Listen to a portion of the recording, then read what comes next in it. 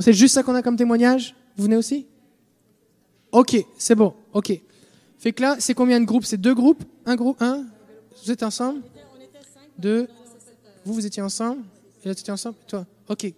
4 groupes. Fait que ça vous laisse 1 minute chaque. Bon, bien, bonjour. Moi, j'étais avec Madeleine. Alors, on s'est promené dans le parc, puis j'ai accosté une petite madame avec un chien.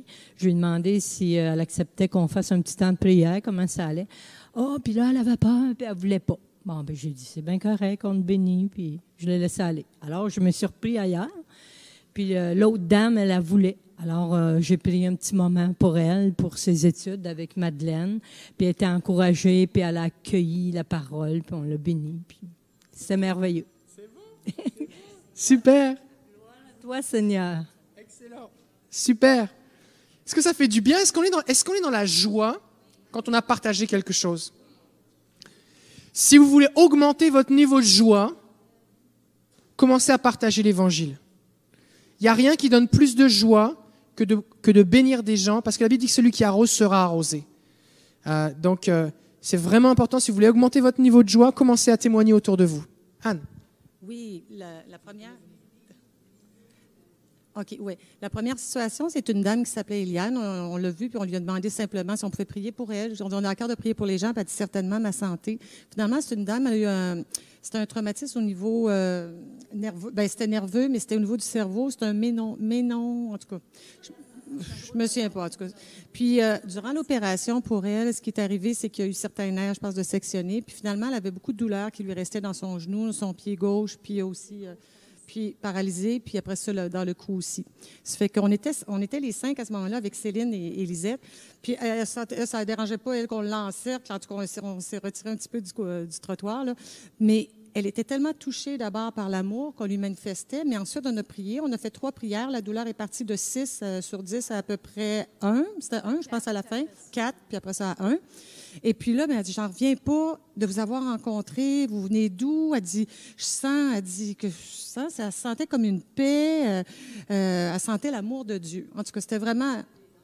Pardon, elle dit, vous êtes des anges. Vous êtes des anges dans ma vie. Puis elle voulait plus partir. Hein. On sentait que nous autres, on voulait aller dîner. Puis, en tout cas, fait que ça, c'est la première. Puis la deuxième, je vais laisser les autres en parler un petit peu plus, mais c'est un dénommé Bob qu'on a... Et ce qui est particulier, écoutez bien, c'est qu'est-ce qu'il y a... En tout cas, c'est ce qui a amené la suite.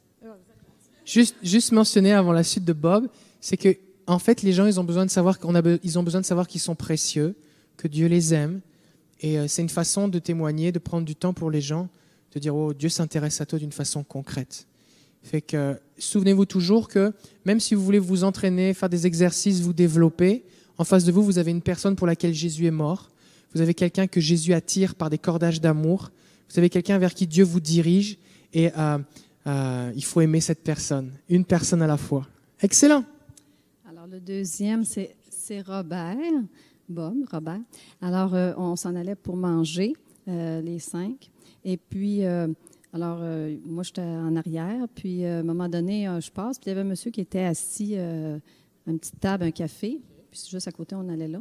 Et puis là, il a parlé. Il dit, mon Dieu, il dit, je sens d'énergie de vous autres, mesdames, là. Ah, j'ai dit, ah oui? J'ai dit, oui. Il dit, surtout de elle. Ça fait qu'il dit, j'ai dit, ben là, ça, c'est le Saint-Esprit. J'ai dit, attends une minute, attends, bouge pas de là. Fait que là, je m'en vais chercher les autres. J'ai dit, venez-vous-en, là. J'ai dit, il y en a un qui a été touché. Fait que là, il a expliqué ce qu'il avait ressenti, tout ça. Mais du moment qu'il nous a vus, il a ressenti, lui, il est un peu mêlé, là, dans les diverses énergies, mais ça, là, c'était une bonne énergie. Fait que là, j'ai dit, ça, c'est le Saint-Esprit. Alors, j'ai dit, veux-tu, on va prier pour toi si tu as des besoins. Il a tellement été touché, il y a des problèmes dans tout, là. Hein? Il y avait sa colonne, son dos qui était pas d'argent, problème financier. Il y a eu un accident, je pense, en taxi. Fait que vous avez prié pour lui, et après ça, qu'est-ce qui s'est passé? Là, tu sentais là, que le Saint-Esprit l'envahissait, là, puis il s'est mis à pleurer parce qu'il était touché par l'amour de Jésus. Puis il dit, vous êtes des anges.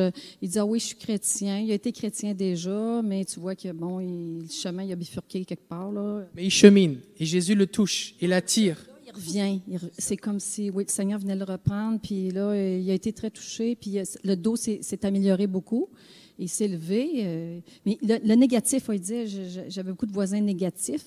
Puis là, ça a tout rempli. Puis bon, là, il était pogné avec ça. Mais là, il a été libéré avec l'onction. Fait que là, ce qu'on voit, c'est que la Bible dit que l'ombre de Pierre guérissait les malades. Et cet homme, en vous voyant, a ressenti la présence de Dieu. Fait que c'est important de... Les gens là, qui sont loin de Jésus, c'est sûr qu'ils croient un paquet de mensonges. Vous en croyez juste un petit peu moins qu'eux. C'est vrai. Vous croyez encore plein de mensonges. Pourquoi ? Parce qu'à chaque fois que vous entendez la vérité, c'est comme « Ah ouais, j'avais pas pensé à ça. Ah ouais, c'est vrai. » Mais ça vient confronter des mensonges. D'accord ? Fait que vous en croyez juste moins qu'eux. Fait que vous ne laissez pas arrêter par des trucs, des langages, tout ça. Oui, c'est le Saint-Esprit, on reste là-dessus. Mais les gens le ressentent. Est-ce que c'est pas une bonne nouvelle que tu es tellement rempli du Saint-Esprit que les gens ressentent la présence de Dieu sur toi? Mais oui, je comprends qu'il pleurait, qu'il t'ait touché. Fait que c'est important de dire, et vous remarquez, c'est que Jésus dit, voici les signes qui escorteront ceux qui auront cru en mon nom. Et alors qu'on y va, Dieu est avec nous. Vous voulez plus de présence de Dieu? Allez-y. Il a dit, je me suis senti élevé. Et le Seigneur, il est très drôle parce qu'il met dans mon cœur, dis-lui que le ciel est ouvert pour lui. Et juste derrière lui, il y avait l'annonce du restaurant, c'était marqué ouvert. Alors j'ai dit, Bob, the sky is open for you. Puis là, je le fais se tourner vers la fenêtre. Et là, la joie est venue. Anne a eu dans son cœur de le bénir financièrement. Et ensuite, Claire-Hélène aussi. Et il n'y avait pas de travail, il n'y avait plus d'argent pour acheter du pain, du beurre, puis il y a 2 enfants, 6 ans et 2 ans. Fait que vous avez été envoyé par le Seigneur et le Seigneur vous a dirigé. Et c'est ce que cet homme a dit, élever, c'est ça, hein, c'est que quand on donne des paroles d'encouragement, c'est ça que ça fait, c'est que ça élève les gens. Des fois, les gens ont une vision de la prophétie comme déclarer les jugements sur les gens, mais c'est pas ça. On est là pour élever, relever les gens. Et les gens sont attirés comme ça vers le Seigneur. Excellent. Le français, et moi je pensais, si les dents se replacent, il va être capable de prendre le français. C'est bon, c'est bon. Oui, moi, c'est mon témoignage, c'est hier, ça s'est produit. J'ai une amie de longue date, puis je l'ai vue les 2 dernières fois. Elle court après moi pour avoir de la prière. Puis elle sent vraiment la présence de Dieu. Puis hier, ça a été merveilleux. Même la première fois, elle dit qu'elle s'en est sentie pour 3 jours ou 3 semaines, en tout cas pour un bout de temps. Puis ce que j'avais prié pour elle, ça s'était partiellement accompli.